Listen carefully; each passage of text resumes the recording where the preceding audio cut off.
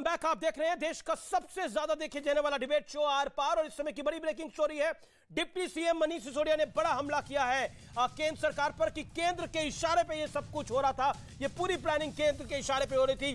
BJP ने Rohingya को बचाया है, लेकिन मूलतः बीजेपी रोहिंग्या मुसलमानों का विरोध करती रही है। वो कहते हैं वो घुसपैठिए हैं और अमनतुल्ला खान जो है वो उनके समर्थन में आते रहे हैं। लेकिन यहां पर गंगा उल्टी बह रही है और कुल मिलाकर आम आदमी पार्टी इल्जाम लगा रही है कि बीजेपी ये सब कुछ करवा रही थी। ये काफी इंटरेस्टिंग है। लेकिन इस पर अब कुछ देर पहले हरदीप सिंह पुरी ने भी ट्वीट किया है। मैं आपको बता रहा हूं, उन्होंने भी ट्वीट कर दिया। उन्होंने बोला है जो गृह मंत्रालय ने बोला है वही सही पिक्चर है जो एग्जैक्टली गौरव भाटिया कह रहे थे। हरदीप सिंह पुरी जो कि केंद्रीय मंत्री हैं, होम मिनिस्ट्री की प्रेस रिलीज जो रोहिंग्या इलीगल फॉरेनर्स पर है वो करेक्ट पोजीशन को रिफ्लेक्ट करती है। ये पलटवार किया है हरदीप सिंह पुरी ने, जिनके ट्वीट के ऊपर पूरा बवाल मचा था। मेरे साथ इस चर्चा में कई मेहमान जुड़ रहे हैं, लेकिन रिजवान अहमद अब अपनी बात को पूरा करिए। 40 सेकंड, देन अजीज खान, देन गौरव भाटिया। तो पहली बात तो भारत दोनों ना 151 ना 1967 के प्रोटोकॉल का सिग्नेटरी है। और आगे बड़ी महत्वपूर्ण बात, अमित जी, पहले यह तय करना पड़ेगा जाहिलों को कि रेफ्यूजी होता कौन है। रेफ्यूजी वो होता है जिसके देश में कोई हिंसा होती है, वो दूसरे देश के बॉर्डर पोस्ट पे आता है, बॉर्डर पोस्ट पे बीएसएफ के पास, वहां उसकी एंट्री होती है, रजिस्टर पर नाम चढ़ता है। रेफ्यूजी उसको कहा जाता है और उसको आप अपनी यहां कुछ दिनों के लिए जगह देते हैं। रेफ्यूजी वो नहीं होता जो रात के अंधेरों में चोरी भारत के या किसी देश के भीतर तक घुस जाए, बॉर्डर छोड़कर उसकी राजधानी तक आ जाए और फिर उसको फर्जी आधार कार्ड बनवाए जाएं, उसको अपनी गलियों में पहले छुपाया जाए और फिर उसको कहा जाए ये रेफ्यूजी है। तो रोहिंग्या जितने भी रेफ्यूजी हैं पहले वो उसी सूची में आएंगे अगर उन्होंने बॉर्डर पर अपनी बॉर्डर सिक्योरिटी रिजवान, आपने भी कई बरस की राजनीति देख ली है। आपने भी, अरे एक सेकंड, मेरा सवाल आपको जवाब देना पड़ेगा। क्या आपको ये बात, आप इस बात पे ट्रस्ट कर पा रहे हैं, भरोसा कर पा रहे हैं कि बीजेपी रोहिंग्या को बसाना चाहती है? अगर देखिए अमीश भाई, बवाल तब होना चाहिए था जब ये ट्वीट कि रोहिंग्याओं को ईडब्ल्यूएस फ्लैट दिए जाएंगे, ये मिनिस्ट्री ऑफ होम अफेयर्स की तरफ से ये ट्वीट आता। और अगर बसाना है तो 2 घंटे के अंदर उसका खंडन क्यों आ गया। और आखिरी बात करूंगा, अभी हमारे किसी भाई ने कहा कि 450 हिंदू वापस भेज दिए गए। मतलब हरदीप पुरी को आप कुछ मानते ये नहीं है? Matter directly ministry of home affairs का है। जी। अगर पुरी साहब कोई अपनी अजीज खान कुछ कहना चाह रहे हैं, और अजीज खान ठीक है, यू मेड पॉइंट। कोई आधिकारिक पोजीशन नहीं है क्या? कैसे जाहिल और बेवकूफ आदमी को लेके आते हो आप यार? नहीं, देखिए शब्दों की मर्यादा किसी भी तरह मतलब बचाव करना है, समर्थन करना है, चाहे आप लॉजिक का पैर हाथ क्यों ना तोड़ दो। अरे सुनो जाहिल आदमी, सुनो, ये रोहिंग्या चोरी जाहिल के जो देशों में किसी भी तरह यहाँ से मानसिक दिवालियेपन का कोई इलाज नहीं है। मानसिक दिवालियेपन का कोई इलाज नहीं है। अरे भाई, केंद्रीय मंत्री हैं वो, और केंद्रीय मंत्री की अपनी जिम्मेदारी होती है। केंद्रीय मंत्री अपनी आधिकारिक पोजीशन पर ट्वीट करता है मेरे भाई, और इंडिया रेफ्यूजीज का सिग्नेटरी नहीं है। और बीमारी जाहिल आदमी इंडिया रेफ्यूजीज का सिग्नेटरी नहीं है। अच्छी तरीके से ये लाल किताब और पीली किताब कहीं और दिखाना, ये लाल किताब और पीली किताब कहीं और दिखाना, उनका इलाज बहुत जरूरी है। रिश्तेदारी कहीं और निभाना, से इनका इलाज रोहिंग्याओं से अपनी रिश्तेदारी कहीं और निभाना। में क्या गोबर भरा है क्या?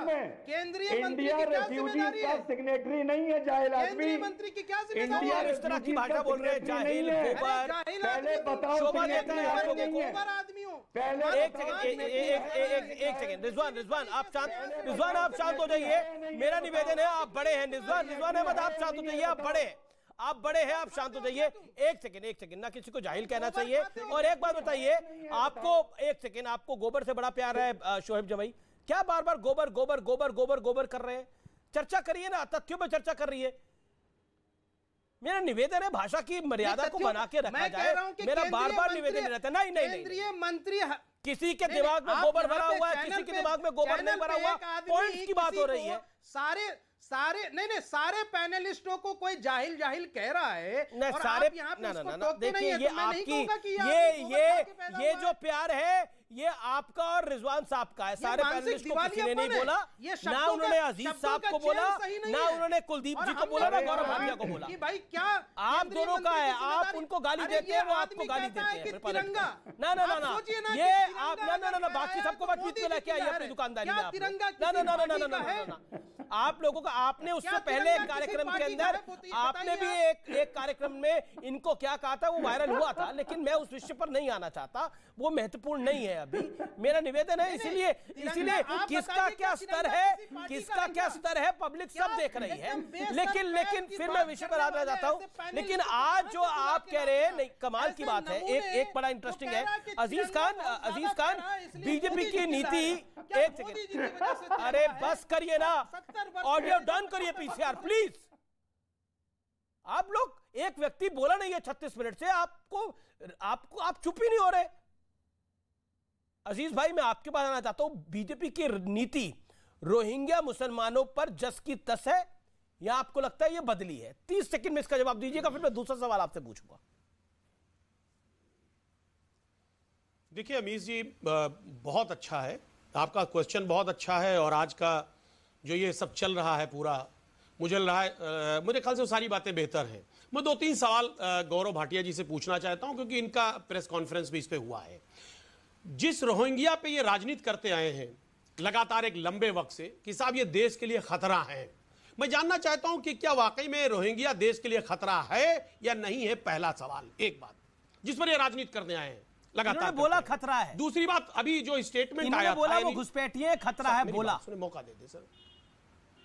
अरे सर मुझे सर सुन लीजिए ना, मेरी बात सुन लीजिए सर, पूरी बात कंप्लीट नहीं होगी। अगर वाकई में इस मुल्क के गरीबों को, अगर सभी लोगों को पक्का मकान मिल गया है तो उन रोहिंग्या को भी मकान मिलना चाहिए, ये मैं कह रहा हूं। पहली बात, अगर वाकई में मिल गया गरीबों को तो बिल्कुल देना चाहिए। दूसरी बात, ये साहब लगातार डिनाई कर रहे हैं कि हरदीप पुरी के जो ट्वीट है, अरे सुनिए ना मेरी बात, अरे भाई गौरव भाई आप संभ्रांत आदमी है। हरदीप पुरी के ट्वीट को ये कह रहे, नकार रहे हैं साहब, वो हाउसिंग एंड अर्बन मिनिस्टर है, एक बड़ा प्रोफाइल है, आप डिनाई नहीं कर सकते। आप घिर गए हैं, आपका जो चेहरा है वो बेनकाब हो गया कि आप कहते कुछ और हैं, करते कुछ और हैं। देखिए एक बात आप समझिए, आप कितना भी कवर फायर करें, कवर करें, अब कवर नहीं होगा, क्योंकि जो कुछ आपके दिल में था तुष्टीकरण की राजनीति, वो वाकई में वो सारी चीजें दिख गई हैं। लग रहा है आपको लग रहा है कमाल है, समाजवादी पार्टी का प्रवक्ता कह रहा है कि बीजेपी तुष्टीकरण की राजनीति कोई फर्क नहीं पड़ने वाला है। लेकिन ओके, जवाब गौरव भाटिया, आप तुष्टीकरण की राजनीति कर रहे हैं? हाँ, अब मैं उत्तर देता हूं। देखिए, पहले शोएब जमाई जी से मैं कुछ कहना चाहूंगा। अभी आपके चैनल पे हम लोग एक उदाहरण दे रहे थे, मुहावरा है हाथी के दांत दिखाने के कुछ, खाने के कुछ। मैं शोएब जमाई को हाथी नहीं कह सकता हूं, मुझे तो इंसान दिखाई देते हैं, चूहा भी नहीं कहूंगा। लेकिन इन्होंने क्या कहा, अमीर जी, इन्होंने आपके कार्यक्रम में कहा कि जितने रोहिंग्या हैं इनको वापस भेजा जाना चाहिए, ये अच्छी बात है। लेकिन ये ट्वीट देखिए, कुछ घंटे पहले ही हरदीप पुरी जी के ट्वीट पे शोएब जमाई ने क्या कहा, वेलकम मूव, मतलब रोहिंग्या को घर मिले, ये वेलकम मूव है। अभी 3 घंटे पहले स्वागत कर रहे थे कि घर मिले, और न्यूज 18 पे आके कहते हैं कि नहीं, उनको निकाला जाना चाहिए। तो पहली बात तो आप सोचिए कि इनके दांत दिखाने के कौन से, खाने के कौन से और छुपाने के कौन से। अभी भी स्वागत कर रहा हूं। दूसरी बात, आप फूल वगैरह लेके खड़े स्वागत करने के लिए गौरव भाटिया, मेरे सवाल का जवाब ये वहां इलाके में पहुंच गए थे फूल लेकर, पता लगा हो नहीं रहा है, फिर वापस लेके आए हैं फूलों की टोकरी। अब मैं अपनी बात बोल लूं, मेरे मित्र गौरव जी से मेरे सवालों का जवाब दिलवाइए। मैं तो अपनी बात से मैं आपकी बात का उत्तर दूंगा। अब अजीज खान की बात देखिए, जो सरकार में जिसपे सारे इल्जाम लगाए जा रहे हैं, मेरे सवालों का मौका दीजिए ना। तो ये अच्छी बात है। देखिए आपके साथ प्रॉब्लम है कि सब लगातार बोलते हैं। गौरव भाटिया, अब आप अजीज खान की बात को जवाब दीजिए। वो कह रहे हैं आप तुष्टीकरण का खेल खेल रहे हैं। बिल्कुल। और दूसरी बात, आपसे मेरी नाराजगी भी है। तैयार थे जमाई भाई, तैयार थे फूलों का गुलदस्ता लेके, टोकरी में फूल लेकर, उनके फूल अभी तक पड़े हुए हैं। ये ट्वीट है, स्वागत कर रहे हो तो आप लोगों ने वापस करवा दिया ना, पूरा गेम ही आपने बदल दिया। कैसे फूलों के साथ तैयार थे आप बुला के बताइए। लेकिन ये गलत है ना, उनके फूलों की तो आप कीमत रखते हैं कम से कम। वो तैयार थे फूलों का गुलदस्ता रख के, कम से कम 2.5-3 घंटे इंतजार करा इन्होंने। अरे ये फूल नहीं है, ये खुद काटे हैं। मैं आपको बताता हूँ काटे क्यों है, इनके दिल में काटे लगे हैं अभी। इससे पहले ये तालिबान का स्वागत कर रहे थे। सुनिए जी, मैं अभी वही बात बोलने जा रहा था। आप सोचिए, अभी ये कह रहे थे कि बाहर निकालो, बाहर निकालने के लिए तो एनआरसी जरूरी है, एनआरसी से ही पता चलेगा भारतीय कौन है, घुसपैठिया कौन है। लेकिन शाहीन बाग पे तो यही बैठे हुए थे, कन्वीनर थे तब, तो फिर एनआरसी का आपने विरोध किया। तीसरी बात, इनकी सोच देखिए, हागिया सोफिया जब एक उसको मस्जिद बनाया गया, विदेशी मामला था, ये यहाँ पे कूद रहे थे, कह रहे थे बड़ा अच्छा हुआ। तालिबान वहां कब्जा करता है, ये सरकार से भारत की कोई मतलब नहीं, कह रहे तालिबान हमारे भाई हैं, अच्छा हुआ। और इसी तरह से रोहिंग्या का धर्म देख के ये लोग देश की सुरक्षा के साथ खिलवाड़ करते हैं। तालिबान के साथ यही सोच है आम आदमी पार्टी और कांग्रेस पार्टी की। अब मैं सपा के प्रवक्ता ने रिजवान भी एक सेकंड, अजीज खान भी कुछ कहना चाहते हैं और कुलदीप सिंह भी कुछ कहना चाहते हैं, लेकिन पहले सपा आरोप कर रही है कि आप तुष्टिकरण कर रहे हैं, आप तुष्टिकरण कर रहे हैं। 10 सेकंड में इसका जवाब देना। अजीज खान के साथ आपके रिश्ते नहीं है क्या?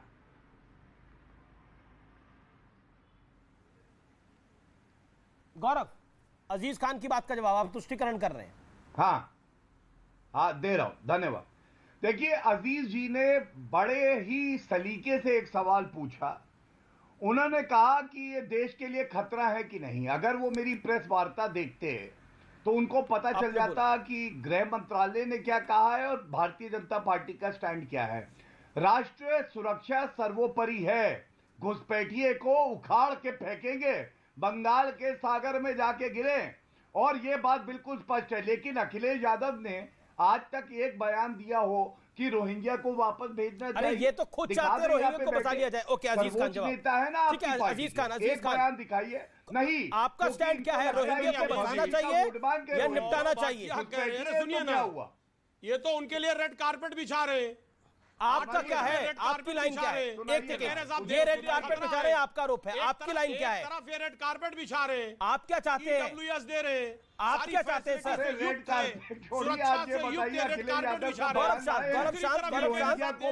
गौरव शांत होना पड़ेगा। सबसे पहले तो प्रदर्शन सपा प्रवक्ता की बारी है। अखिलेश यादव जैसे ममता बनर्जी कर रही है, चुनाव अरविंद केजरीवाल के आज दर्द हो रहा है, कांटे लग रहे हैं, देश के खतरे पे लड़ा है। एक सेकंड, आप साहब ये विरोध कर रहे हैं। एक सेकंड, आपने क्या बोला? आपने अभी बहुत बड़ी बात बोली। आपने बोला इन्होंने पूरा चुनाव जो है वो 2014 और 2019 का रोहिंग्या मुसलमानों पे रख रहा है। आपको लगता है कि अगर ये सिर्फ रोहिंग्या मुसलमानों का मुद्दा उठाकर बीजेपी की 313 सीटें आ गई इस देश के अंदर, आपको लगता है ये बात है? और अगर ये बात है तो फिर आपने इसका सबक क्यों नहीं लिया? आपको भी कहना चाहिए था कि रोहिंग्या देश के लिए खतरा है, अगर उससे सीटें ही बढ़ रही हैं किसी की तो। Point number 1।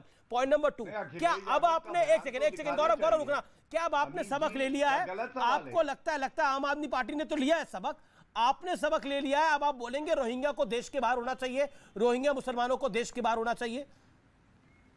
इस पर आपका जवाब क्या है, हाँ या ना? देखिए अमीश जी, बहुत बेहतरीन बात कही। देखिए मैंने क्या कहा, वही तो मैं कह रहा हूं।